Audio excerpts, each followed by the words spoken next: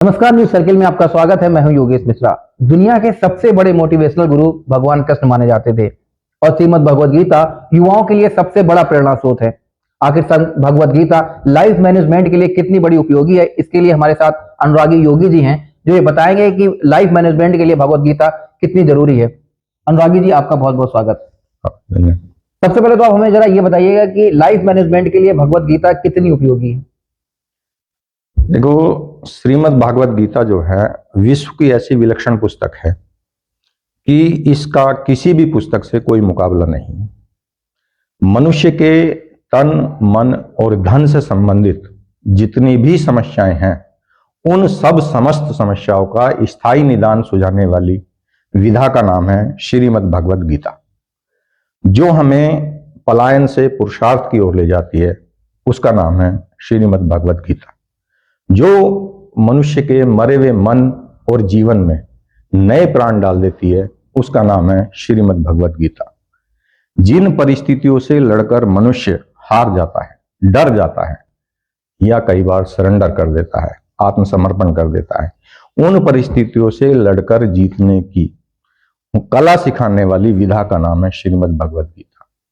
जो युवाओं के करियर, चरित्र और व्यक्तित्व को शानदार आयाम देती है, उसका नाम है श्रीमद् भगवत गीता। जो युवाओं को लोक सेवक, डॉक्टर, इंजीनियर से कुछ अलग, कुछ बड़ा और कुछ विलक्षण बनाती है, उसका नाम है श्रीमद् भगवत गीता। जो युवाओं को की पहचान व्यक्ति से व्यक्तित्व में तब्दील करती है, उसका नाम है श्रीमद् भगवत गीता। भारतीय खिलाड़ी मनु भाकर ओलंपिक में जिस पुस्तक के से प्रेरित होकर अवार्ड जीतती हैं, पदक जीतती हैं, उसका नाम है श्रीमद् भगवत गीता। आधुनिक विश्व के में पहले परमाणु बम के निर्माण में जिस पुस्तक का सर्वाधिक योगदान है, उसका नाम है श्रीमद् भगवत गीता। विश्व का पहला परमाणु बम बनाने वाले अमेरिकी वैज्ञानिक डॉक्टर रॉबर्ट ओपनहाइमर ने श्रीमद् भागवत गीता को समझने के लिए 60 वर्ष की उम्र के बाद संस्कृत का अध्ययन किया और श्रीमद् भागवत गीता को समझा और उसके बाद उन्होंने परमाणु बम बनाया। परमाणु बम बनाने के बाद उन्होंने अपने अनुभव में लिखा कि मेरे जीवन और व्यक्तित्व को शानदार आयाम देने में जिस पुस्तक का सर्वाधिक योगदान है, उसका नाम है श्रीमद् भगवत गीता। अल्बर्ट आइंस्टीन ने कहा कि मुझे श्रीमद् भगवत गीता का अध्ययन जीवन के अंतिम चरणों में करने का अवसर मिला। यदि मैं युवा अवस्था में श्रीमद् भगवत गीता को पढ़ लेता तो मेरे जीवन का आज अलग आयाम होता। एक विल्किंसन चार्ल्स हैं, वो अंग्रेजी साहित्यकार थे। 1875 में पहली बार उन्होंने श्रीमद् भगवत गीता का संस्कृत से अंग्रेजी में अनुवाद किया और तभी से करीब 250 साल से यूरोप और पश्चिम के कई देशों में श्रीमद् भगवत गीता वहां के युवाओं को पाठ्यक्रम में पढ़ाई जा रही है। और अंग्रेजी के एक बहुत बड़े साहित्यकार हैं रुडयार्ड किपलिंग, उन्हें नोबेल पुरस्कार मिला हुआ है। उनकी कविता है इफ, विश्व फेमस कविता है। लेकिन भारतीय लेखक और पत्रकार खुशवंत सिंह का कहना है कि श्रीमद् भागवत गीता के सार का अंग्रेजी रूपांतरण है श्रीमद् भगवत गीता। श्रीमद् भगवत गीता का सार इतना विशाल है कि इसे आज तक कोई समझ नहीं पाया। तो यदि युवाओं को अपना करियर, चरित्र और व्यक्तित्व को शानदार आयाम देना है, उन्हें लोक सेवक, डॉक्टर, इंजीनियर से कुछ अलग, कुछ बड़ा और कुछ विलक्षण बनना है, यदि अपनी पहचान व्यक्ति से व्यक्तित्व में तब्दील करनी है, तो उन्हें श्रीमद् भागवत गीता का अध्ययन करना होगा। श्रीमद् भगवद गीता के बारे में आप बता रहे हैं कि बड़ी विलक्षण ग्रंथ है भगवद गीता। हम आपसे समझना चाहेंगे कि भगवद गीता में सार ऐसा क्या है, जो हमारे दर्शकों को आप सार बताइए कि ऐसा क्या लिखा हुआ है आसान भाषा में कि युवा उससे प्रेरित हो या कोई भी व्यक्तित्व हो या कोई भी व्यक्ति उससे प्रेरित हो सके। देखिए, श्रीमद् भगवत गीता का प्रेरक जो प्रसंग है, उसका हर अध्याय, जो 18 अध्याय हैं श्रीमद् भगवत गीता में, उसका हर अध्याय एक अलग तरह से प्रेरित करता है, अलग अलग समस्याओं का अलग अलग समाधान सुझाता है। श्रीमद् भगवत गीता के 18 अध्याय और 700 श्लोक जो हैं, वो जीवन के किसी न किसी पहलू को, जो है, जब हम अटक जाते हैं, जब हम कहीं लटक जाते हैं, जब परेशान हो जाते हैं, हमको लगता है कि हमारा रास्ता रुक गया है, तो वो हमको हमारा मार्गदर्शन करती है और वो हमको आगे बढ़ने के लिए, सकारात्मक रूप से आगे बढ़ने के लिए प्रेरित करती है। दूसरा श्रीमद् भगवद गीता की आप जब चर्चा कर ही रहे हैं तो श्रीमद् भगवद गीता जो पुरुषार्थ की ओर लोगों को बढ़ाने के लिए प्रेरित करती है, पुरुषार्थ का पर्याय है श्रीमद् भगवद गीता। हम आपसे ये समझना चाहेंगे कि युवाओं के लिए कितनी महत्वपूर्ण है और आपकी संस्था है जो आप ये कार्य कर रहे हैं, युवाओं को प्रेरित करने वाला, प्रोत्साहित करने वाला, तो श्रीमद् भागवत गीता के माध्यम से किस तरीके से आप युवाओं से अटैच होना चाह रहे हैं, उनसे मिलना चाह रहे हैं, उनसे बात करना चाह रहे हैं, उनकी समस्याओं को सुनना चाह रहे हैं और उसी सरल भाषा में श्रीमद् भागवत गीता के आधार पर उनका जवाब देना चाह रहे हैं? देखिए, सबसे पहली बात तो जो तन मन और धन से संबंधित समस्याएं हैं, और दूसरा युवाओं का फोकस है करियर, चरित्र और व्यक्तित्व। तो श्रीमद् भागवत गीता तन मन और धन से संबंधित समस्याओं का तो समाधान करती ही है, साथ ही वो करियर, चरित्र और व्यक्तित्व को भी जो है शानदार आयाम देती है और एक व्यक्ति से व्यक्तित्व में तब्दील करती है। ये श्रीमद् भागवत गीता की विशेषता, पर्सनालिटी चेंज कर देती है, व्यक्तित्व, जी जी, पॉजिटिव वे में उसको करते हैं। दूसरा, आपकी संस्था का उद्देश्य क्या है? जो संस्था आप चला रहे हैं उसके बारे में जो हमारे दर्शकों का बताइएगा, उसका मूल उद्देश्य क्या है? देखिए, हमारा उद्देश्य है आत्मनिर्भर युवा भारत का निर्माण। जी, हम युवाओं को शारीरिक रूप से, बौद्धिक रूप से और आर्थिक रूप से आत्मनिर्भर बना रहे हैं। यदि हम युवाओं को बौद्धिक रूप से, शारीरिक रूप से और आर्थिक रूप से आत्मनिर्भर बना पाते हैं तो फिर हमारा देश जो है वो निश्चित रूप से आत्मनिर्भर हो जाएगा। और इसमें गीता का बड़ा महत्वपूर्ण, जो आप कह रहे हैं गीता बड़ी महत्वपूर्ण रहेगी कि इस तरीके से आप जब युवाओं को समझाएंगे। अच्छा, दूसरा एक सवाल ये भी आता है कि जो युवा आपसे जुड़ना चाहें, आपकी संस्था से जुड़ना चाहें, उसके लिए क्या तरीका है, वो कैसे आपसे मुखातिब हो पाए?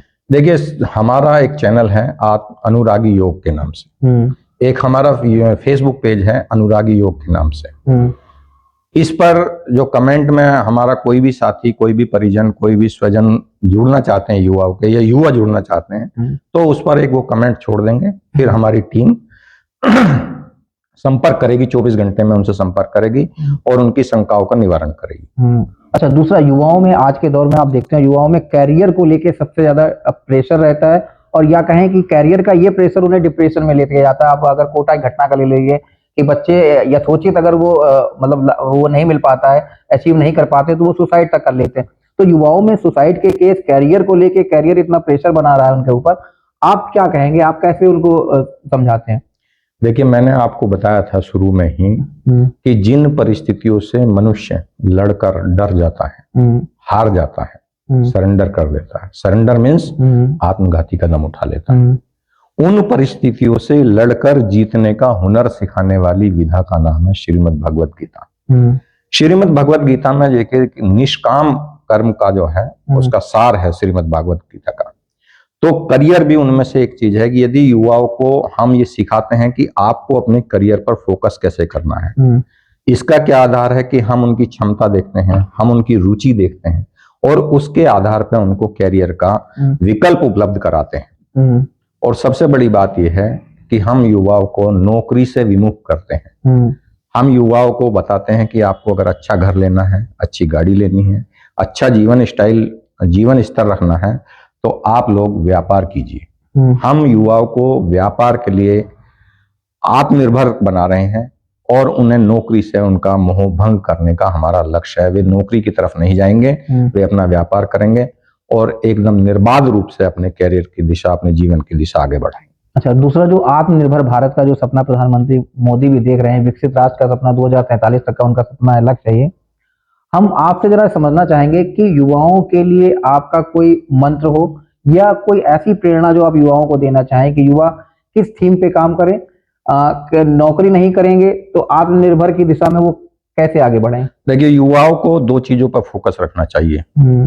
नंबर एक तो उनका जो तन, मन और धन है, उनसे संबंधित जो समस्याएं हैं उनके समाधान में उन्हें पारंगत होना चाहिए, उनका प्रबंधन उनको आना चाहिए।